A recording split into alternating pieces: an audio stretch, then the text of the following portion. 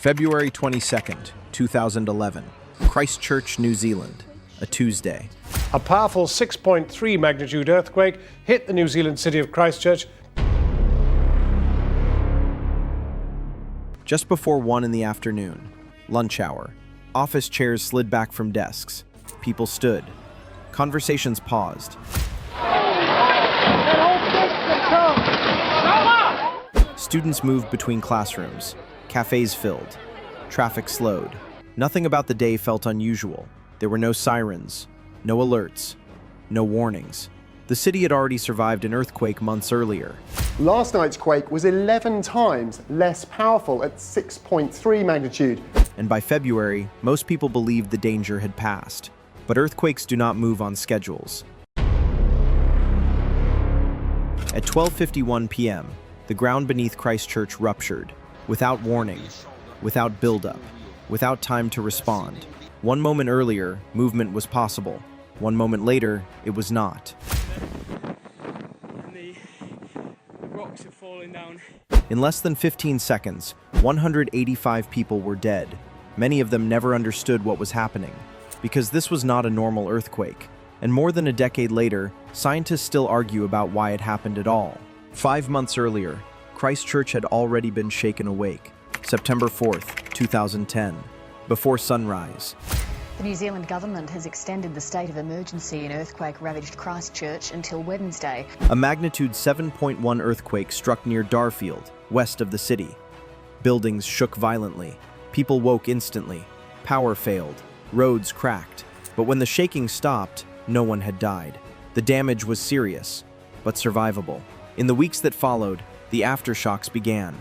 Hundreds of them, then thousands. They rattled windows. They shifted furniture. They interrupted sleep, and slowly, they became familiar. Aftershocks were expected. Aftershocks were normal. A sign, many believed, that pressure was being released. Engineers inspected buildings. Officials declared structures safe. Businesses reopened. Life got back to normal. But underground, something else was happening. The September earthquake had not removed the stress. It had transferred it. Pressure moved along buried fault lines, many of them poorly mapped. Energy accumulated quietly beneath the city. The threat wasn't dismissed. It had repositioned itself, and it was waiting. At exactly 12:51 p.m., the rupture began. Not deep underground, not offshore, but directly beneath Christchurch, less than 5 kilometers below the surface. The earthquake measured 6.2 magnitude, smaller than September. That detail would later confuse many people, because magnitude did not determine what followed. It's not entirely surprising that in an earthquake some of those brick-fronted... Depth did. 5 kilometers down. Nowhere for energy to go but up. The ground did not sway. It surged. In some areas, the acceleration exceeded gravity. Buildings lifted off their foundations, then slammed back down. Walls failed instantly. Columns snapped. Concrete shattered. There was no time to run. No time to react. Outside, the streets offered no safety. Inside, ceilings collapsed without warning. The shaking lasted less than 15 seconds. That was enough. Entire sections of the central city collapsed at the same time. Emergency lines flooded instantly. Within minutes, it was clear this was not just structural damage, it was mass casualty. And inside one office building, nearly half of all the deaths occurred at once. The building was called the CTV building. It stood 6 stories tall in central Christchurch. It was not old. It was not supposed to be fragile. At 12:51 p.m., it collapsed completely, floor by floor, concrete stacked onto concrete. The government is proposing major changes to earthquake-prone buildings to minimize future deaths from shakes. A near-total pancake failure. There was no survivable void. Inside, 115 people were trapped. Most were killed instantly. Rescue teams arrived quickly, but there was little they could do. The structure had failed too completely. In the months that followed, investigators examined why.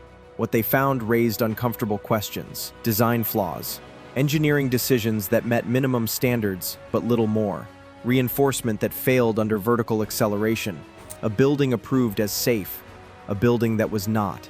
Despite extensive investigations, no criminal convictions followed. Families demanded answers. and they are still waiting for them. Because the CTV building did not fall due to chaos. It fell because systems failed quietly, long before the ground moved.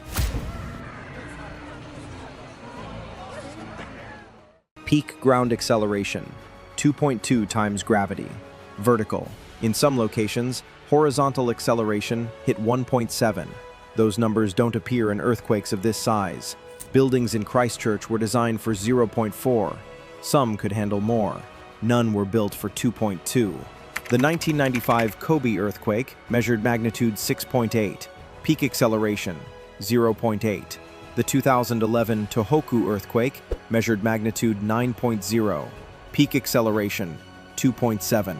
Christchurch, at magnitude 6.2, reached 2.2. That should not have been possible. Scientists began searching for an explanation.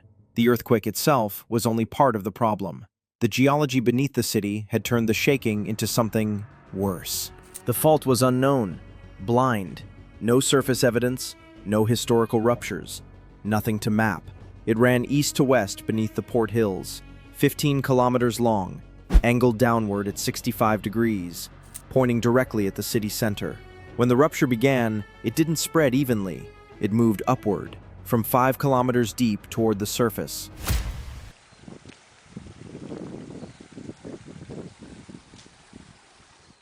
As it climbed, it gathered energy.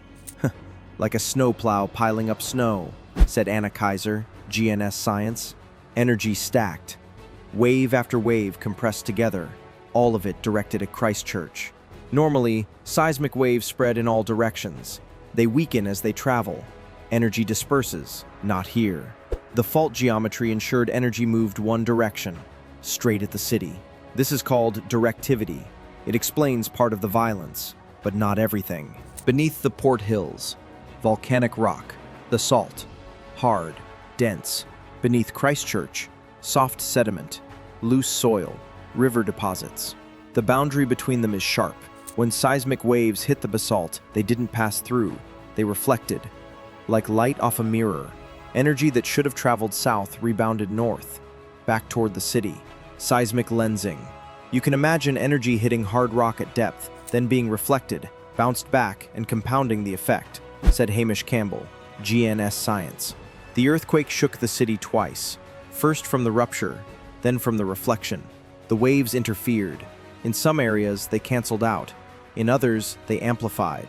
The result was chaotic. 2 buildings on the same street experienced completely different intensities. One survived, the other collapsed. Not because of construction, because of location.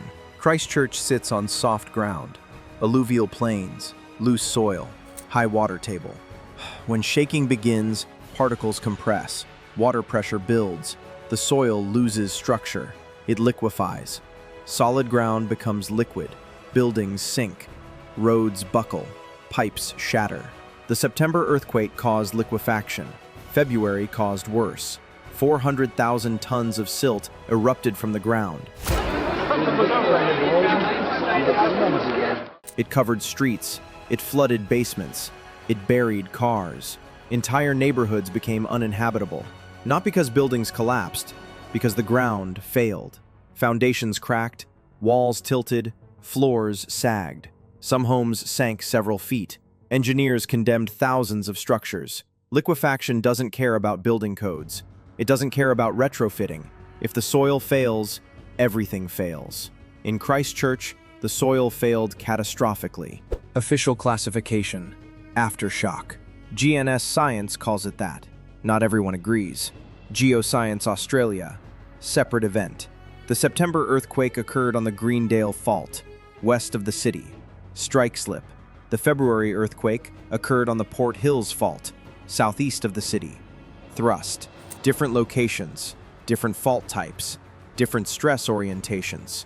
The question matters. If February was an aftershock, September caused it. If independent, something else triggered it, or it was waiting to happen anyway. The distinction determines future risk assessment. If aftershocks can jump to different fault systems, the danger zone is larger. If they can't, monitoring becomes focused. The debate centers on stress transfer. When Greendale ruptured, it changed underground stress. Some areas gained stress, Others lost it. Coulomb modeling suggests Port Hills was pushed closer to failure. Not enough to rupture immediately, but closer to the edge. 5 months later, it went. Triggered? Or coincidence? Scientists publish papers arguing both sides.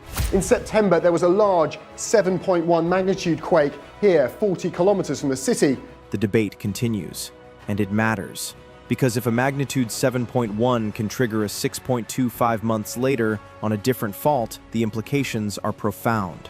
Before September 2010, Canterbury Plains were low seismicity, a handful of earthquakes per year, nothing significant. No mapped active faults within 25 kilometers of Christchurch.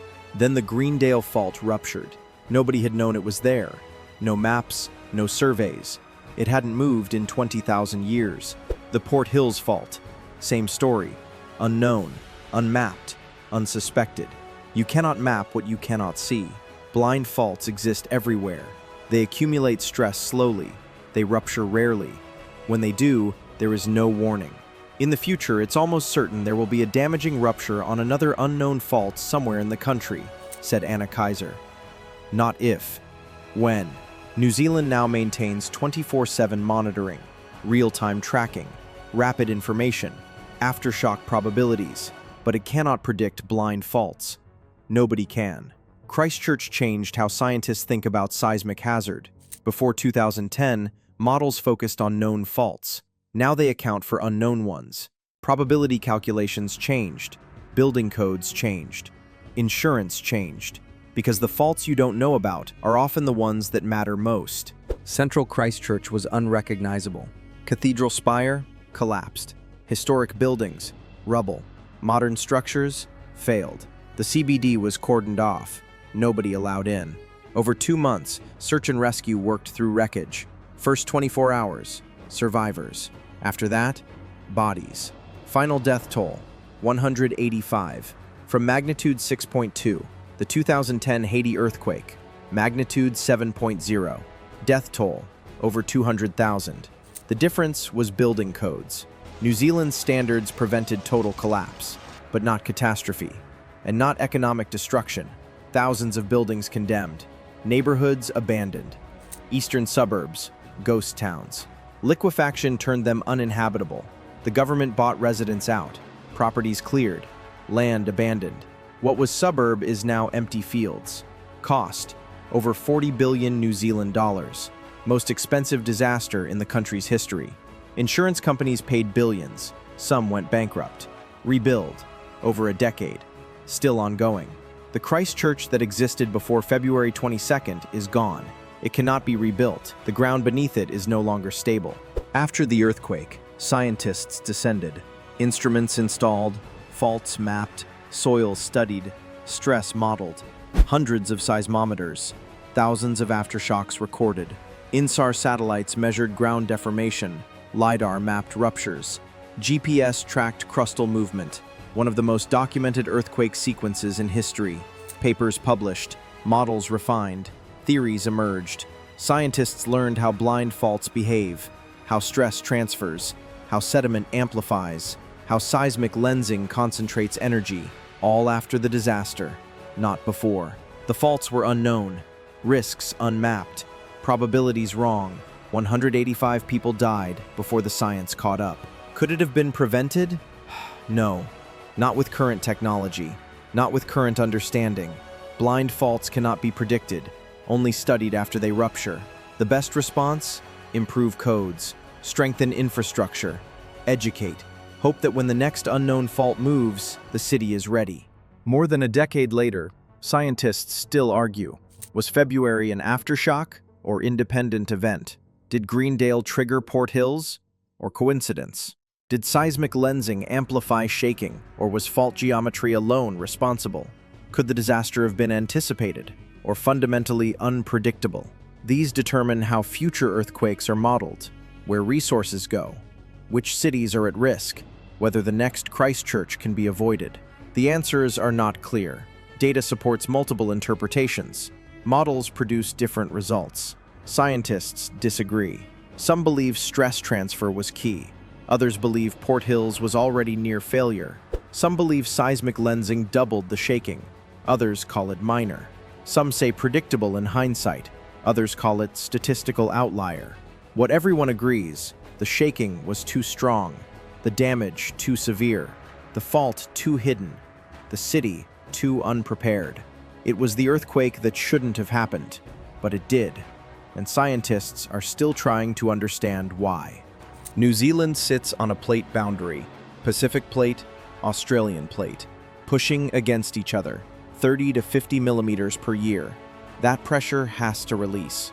Sometimes along the Alpine Fault, massive strike slip runs the length of the South Island, ruptures every 200 to 300 years.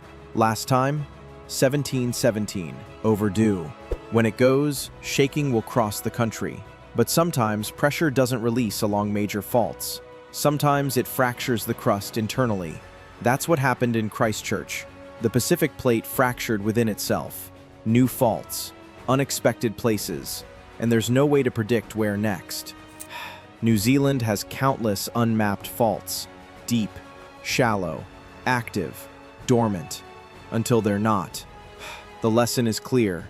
The faults you don't know are most dangerous. You cannot prepare for what you cannot see, and you cannot see most faults beneath your feet. February 22nd, 2011, Christchurch, New Zealand. Magnitude 6.2, 185 dead, thousands injured, a city destroyed. More than a decade later, the debate continues. Aftershock or independent? Triggered or inevitable? Predictable or random? Scientists still don't agree. Data incomplete. Models uncertain. Theories conflict. And the next unknown fault is out there. Somewhere. Building pressure. Moving toward failure. No warning. No evidence. No one knows it exists. Until it ruptures. And the argument begins again.